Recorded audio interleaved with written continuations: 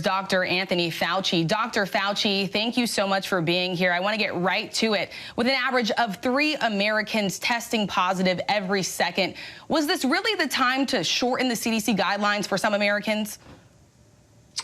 Well, you don't want to confuse what the rationale for that was.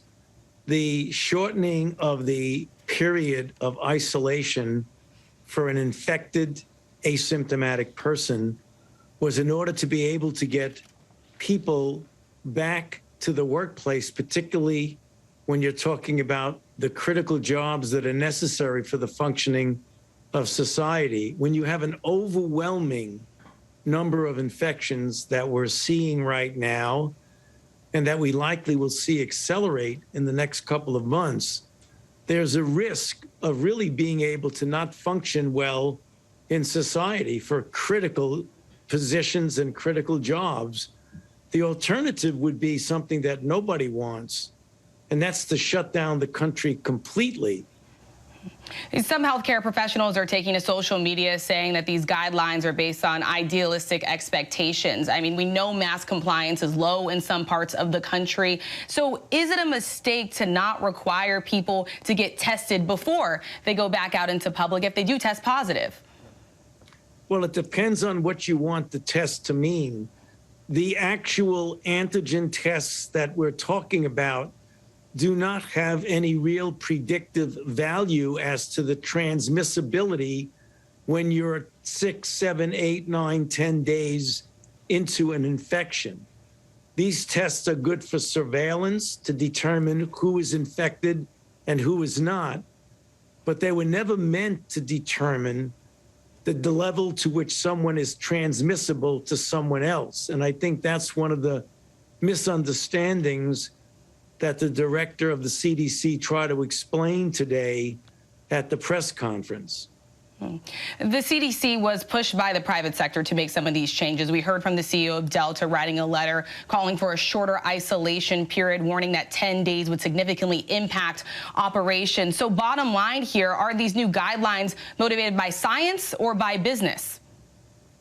Well, as I just mentioned, the scientific basis is what we just mentioned. You can get people safely back out in a 5-day period, so long as they wear a mask, if they are without symptoms. That is the science. The impact of that is to try and not be in a situation where we essentially have to shut down the entire country. This was not done because of any statement by any CEO of any company.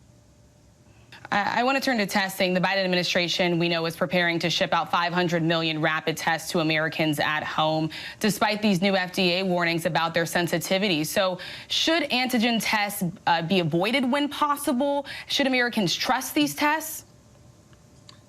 There is always a very important place for antigen tests.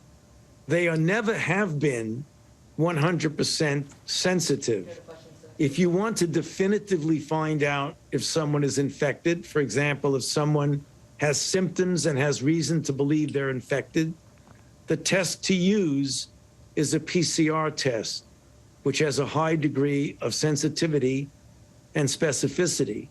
If you want to do surveillance in which you're going to be repeating a test more than once, the antigen test is a good way to do that.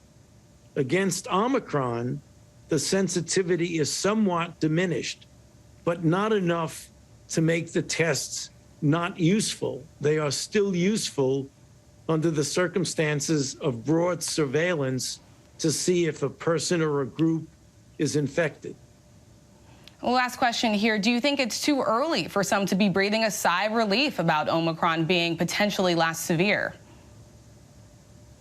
Yes, I think it would be too premature. We are heartened by the fact that from the South African data, the data from the UK, and the accumulating data in the United States, that it looks like it is less severe. It's much more transmissible, which is something you need to take seriously, because even though you may have less degree of severity, the sheer volume of new infections might obviate that advantage of it being less severe. So even though we're heartened by that, I don't think we should be declaring any kind of a victory that, while now we have a less severe virus, we've got to make sure we take it very seriously, as we do with any variant. And your message to Americans out there getting ready to celebrate New Year's? Well, as I've said many times, if you're vaccinated and you're boosted and you want a family gathering in your home with other vaccinated and boosted people, although the risk is not zero, the risk is very low. What I would suggest people do not do is to go to very large 50 to 60 person parties where people are blowing whistles and all that sort of thing and celebrating, and you don't know the vaccination status of the people in that environment. That would be a risky situation that I would recommend against. Dr. Fauci, we appreciate your time. Thank you. Thank you. Thank you for having me. Hi, everyone. George Stephanopoulos here. Thanks for checking out the ABC News YouTube channel. If you'd like to get more videos, show highlights, and watch live event coverage, click on the right over here to subscribe to our channel. And don't forget to download the ABC News app for breaking news alerts. Thanks for watching.